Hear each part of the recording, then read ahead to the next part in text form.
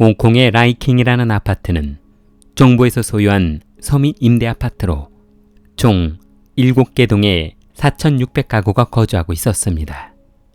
홍콩 사람들은 이 아파트가 지어진 지 50년이 넘다 보니 그렇게 선호하지도 않았고, 이곳에 거주하고 있는 사람들은 대부분 가정 형편이 좋지 않은 사람들이 많아 아파트는 항상 소란스러웠습니다. 아파트 복도는 항상 눅눅한 습기가 가득했고, 건물이 오래된 만큼 페인트는 부식이 되어 가루로 떨어져 있었습니다. 라이캉 아파트 316호에는 한 가족이 행복하게 살고 있었습니다. 그 집에는 아버지와 어머니, 그리고 2딸이 거주하고 있었는데, 큰딸 언니 양수지는 올해 22세였고 여동생 양설아는 올해 18세였습니다. 아버지는 올해 63세인데 회사를 퇴직 후 마땅한 직장을 찾지 못해 아내와 집에서 쉬고 있었습니다. 아내는 올해 53세로 전형적인 주부라 외부에 나가서 돈벌이를 하는 성격이 못 되었습니다. 그러다 보니 부부는 항상 집에서 토닥거리며 싸움이 잦아졌고, 10평 남짓한 아파트에 4명이 붙어 살다 보니 한시도 조용한 날이 없었습니다. 큰딸 양수지는 대학을 졸업하고 공무원 시험에 합격해 말단 공무원으로 인생을 시작하게 되었습니다. 공무원인 수지는 어릴 적부터 사귀던 남자친구가 있었는데, 그 남자친구는 초등학교뿐만이 아니라 유치원에도 같이 다녔던 예샤유안이라는 남학생이었습니다. 수지는 남자친구 예샤오엔과 같은 대학에서 졸업했는데, 수진이 공무원이 되던 해 남자친구도 경찰 공무원에 합격해 순조로운 인생을 시작하게 되었습니다. 그러나 예샤오엔은 평소에 도박과 술을 좋아하다 보니 친구들과 거친 행동이 몸에 배어 있었습니다. 수지는 예샤오엔에게 결혼해서 가정을 꾸리려면 이제 그런 행동은 삼가해야 한다며, 자기 언제까지 도박판을 기웃거릴 건데, 결혼해서 애 낳으면 뒷바라지하기 바쁘다고. 아이 진짜 나 이번 딱 한 번만 하고 안 할 거야. 결혼 날짜가 얼마나 남았다고 내가 도박장 같은 데를 기웃거리겠냐. 그럼 이번만 눈 감아 줄 테니까 절대로 도박하면 안 된다. 술도 안 마시는 거야. 뭐? 술까지 못 마신다고? 아이씨 너무한 거 아니냐? 오샤오에는 수진의 부탁으로 도박과 술을 멀리하며 건전한 생활을 하게 되었습니다. 그러나 오샤오에는 평소에 여자친구에 대한 의처증이 있었는데, 그녀가 조금이라도 전화를 늦게 받거나 만나자는 약속을 받아주지 않으면 다른 남자를 만나고 있는 것으로 생각하고 있었습니다.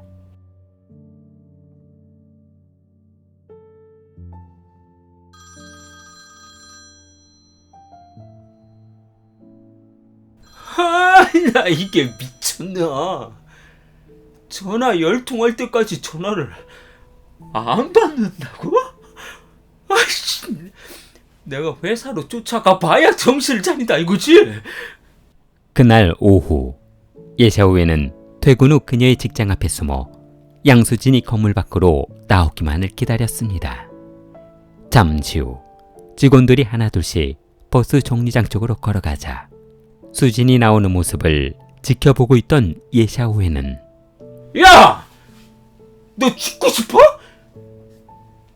왜 그러는데? 이유를 알아야 설명을 하지. 너 왜 전화 안 받았어? 부장님 회의 중이라서 전화를 받을 수 없는 상황이었다고. 나는 회의실에 들어가 있었다니까. 그날 저녁 분이 풀리지 않았던 예샤오에는 수진을 집으로 끌고 가 방 안에 가둬두고 두들겨 패기 시작했습니다.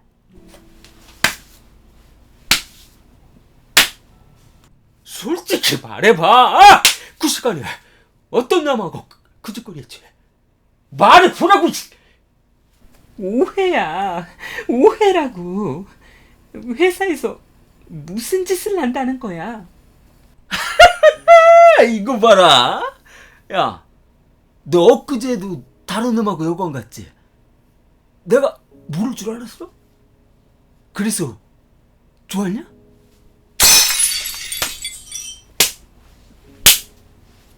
그날 새벽 비투성이가 된 수지는 더 이상 구타를 참을 수 없어 그가 잠시 화장실에 간 사이 경찰에 신고했습니다. 그러자 잠시 후 예샤오에는 경찰서로 연행되어 갔고 신원 조회를 하던 경찰은 에? 경찰관이야? 이 사람 이거 범인을 두들겨 패야지 힘없는 여자친구를 두들겨 패네. 뭐라고? 아니, 국민의 지팡이가 그런 양아치 짓을 했단 말이야. 이 자네 징계 문제는 해당 부서에서 곧 연락이 갈 걸세. 조사를 마친 예샤오에는 얼마 후 부서에서 충격적인 통보를 받았습니다. 경찰직에서 해고되었습니다. 수지는 오웬의 구타로 입원 치료를 마친 후 집에서 쉬며 직장 복귀를 준비하고 있었습니다.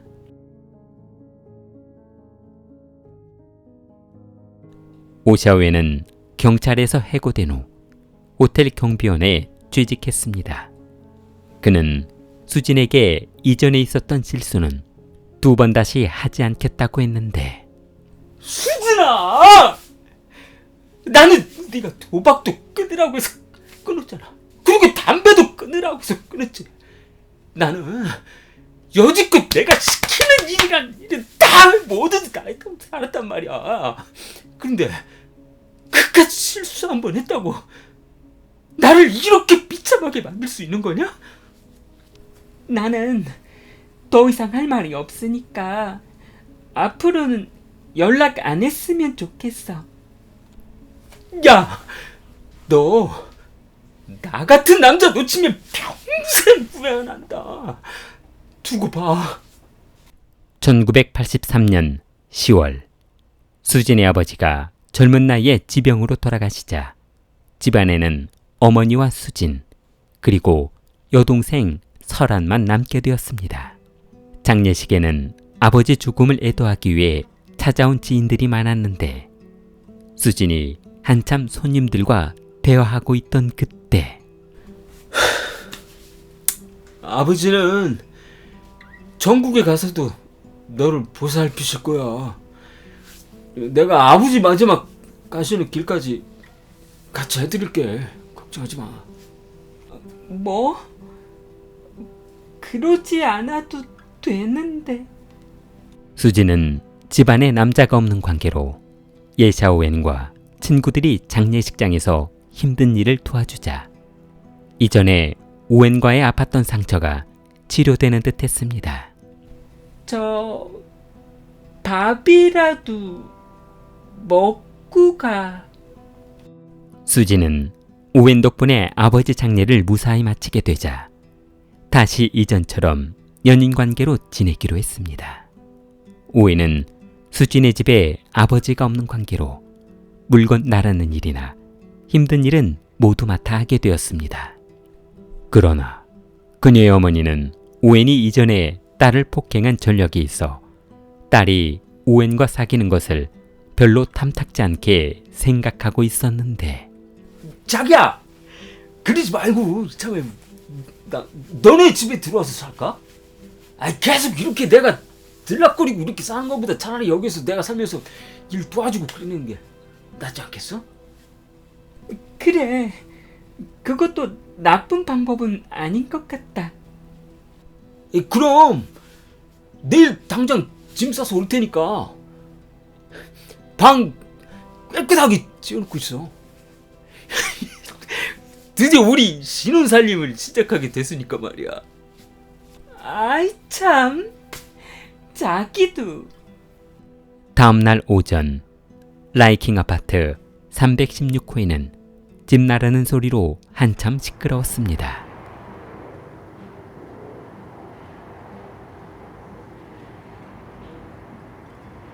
오, 자기야. 그거는 어머님 쓰시라고 내가 집에 있는 거 가져왔어. 어머님 드려. 아이 참 자기도 뭐 이런 걸 다 가져왔어.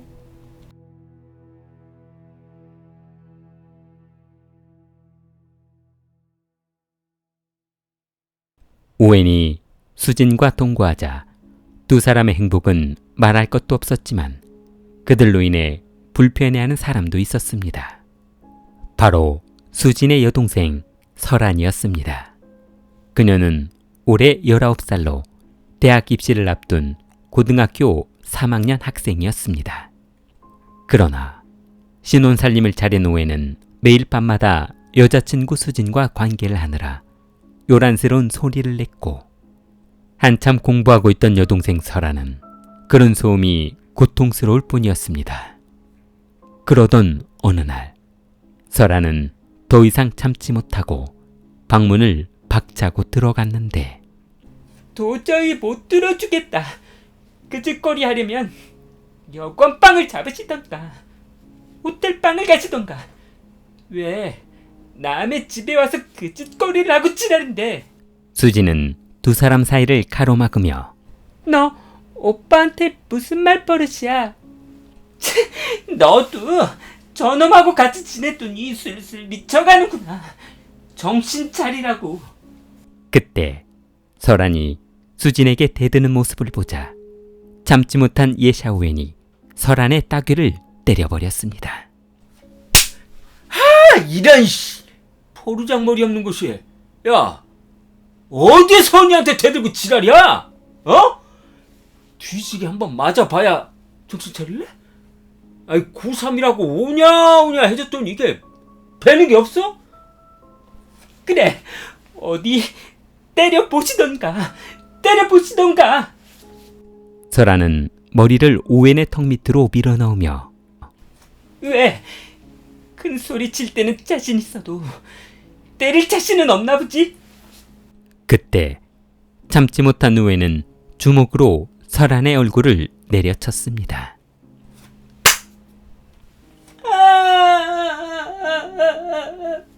거실 바닥에는 설안의 입에서 흘러나온 피로 흥건했고 하얀색 앞니 2개가 빠져 뒹굴고 있었습니다.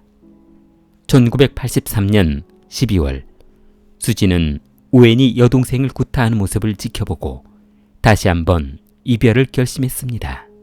수지는 집에서 오웬을 쫓아냈고 316호에는 두 자매와 어머니만 남게 되었습니다.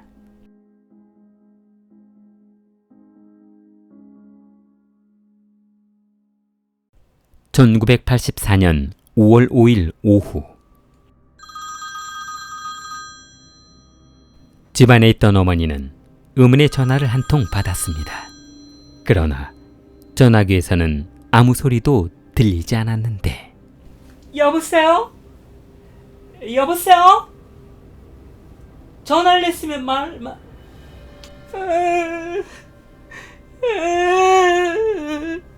수진이니? 어머니, 지금 수진이가 피를 너무 많이 흘려서요. 응급실에 와 있어요. 피를 흘렸다고? 차에 치여서 출혈이 심해요. 거기가 어디 병원인데? 네, 저기 여기가요. 푸동병원 응급실이에요.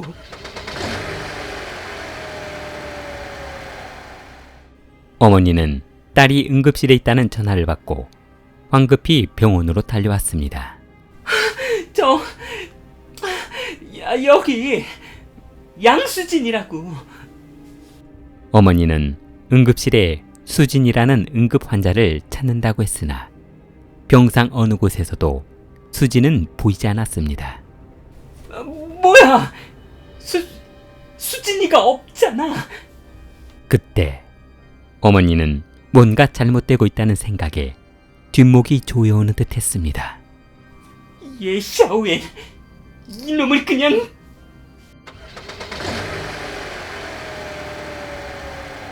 어머니는 혹시나 하는 마음에 택시를 타고 집으로 돌아왔습니다.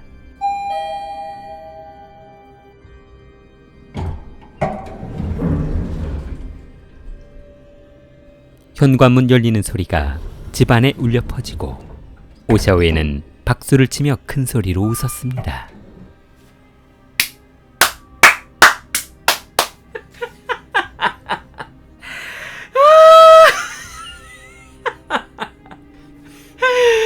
아이씨, 에미는 쪽은 역시 대단하다. 그때 어머니는 거실 한가운데 딸 수진이 발가벗겨진 채 의자에 묶여있는 모습을 발견했습니다. 너 이놈! 이게 무슨 짓이냐? 일단 문 닫고 천천히 들어와. 어머니는 묶여있는 딸을 껴안으며 통곡하고 울기 시작했습니다. 도대체 우리 가족한테 이러는 이유가 뭐냐? 이 못된 놈아! 아, 어머니, 뭔가 오해가 있으신 것 같은데 제가 수진이한테 다시 만나자고 사정을 했거든요. 그런데 안 들어주더라고요. 그래서 제가 묶어놓고 교육을 좀 시킬까 하는 찰나에 어머님이 들어버리신 거예요. 어머니가 의자에 묶여있던 딸을 풀어주자 어머니, 그럼 저는 이만 가보고요. 이제 조만간 다시 한번 찾아와서 인사 한번 드리겠습니다.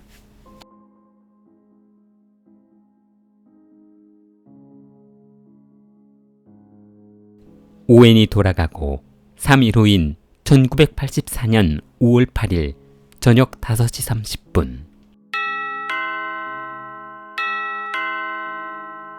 오웬은 또다시 수진의 집에 찾아왔습니다.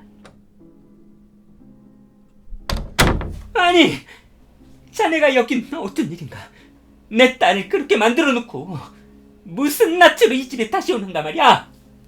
오웬은 집 안에 들어가자마자 거실 한가운데 무릎을 꿇으며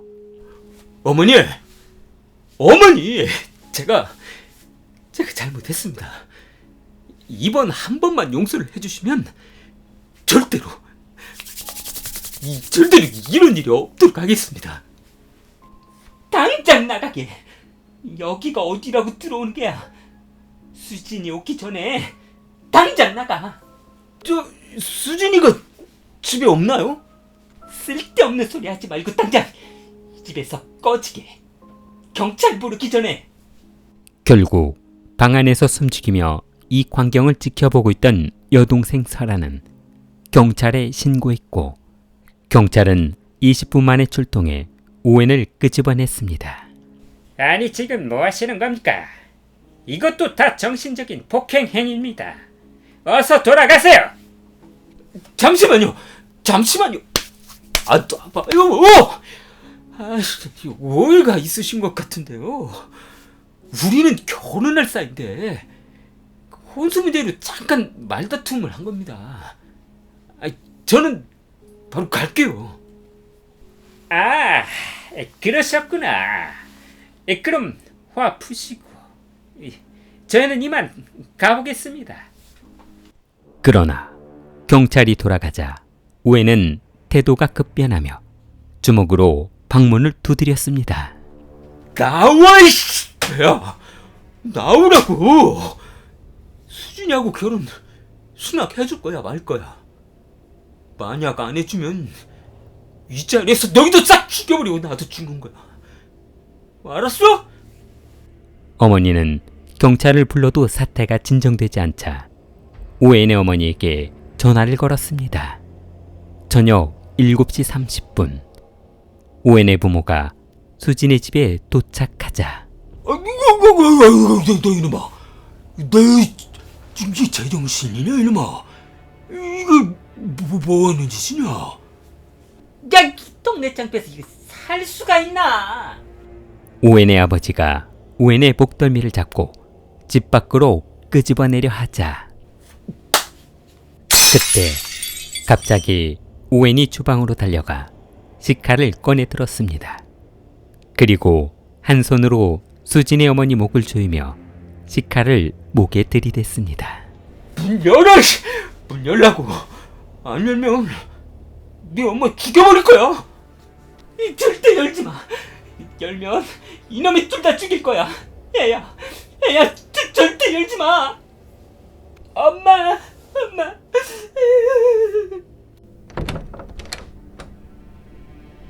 방문이 열리자 우에는 방 안에 있던 여동생 설한과 수진을 향해 칼을 휘둘렀고 여동생 설한은 현장에서 즉사했습니다. 수진은 응급실로 옮겨졌으나 사망하고 말았습니다. 우엔에게 수십 곳을 찔린 어머니는 다행히 수술을 성공적으로 마치며 살아났고 우엔은 집으로 도망갔습니다.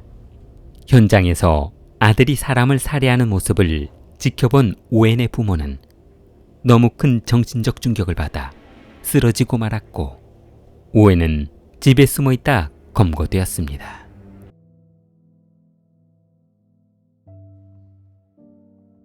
(5개월) 후 예샤오에는 홍콩 법원으로부터 살인 혐의로 사형을 선고받았습니다. 3월 11일 우에는 항소했으나 법원은 그의 항소를 기각했습니다.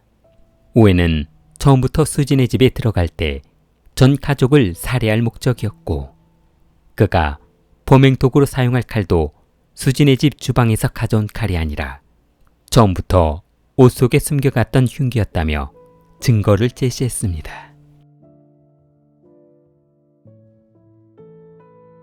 두 자매가 사망하자 아파트 주민들은 그렇지 않아도 습한 복도에 두 자매의 귀신이 돌아다니는 것 같다며 이사가기 시작했고 급기야 아파트 단지에서 316호 입구를 시멘트로 막아서 귀신이 나오지 못하게 하자며 벽돌과 시멘트로 316호 입구를 막아버렸습니다.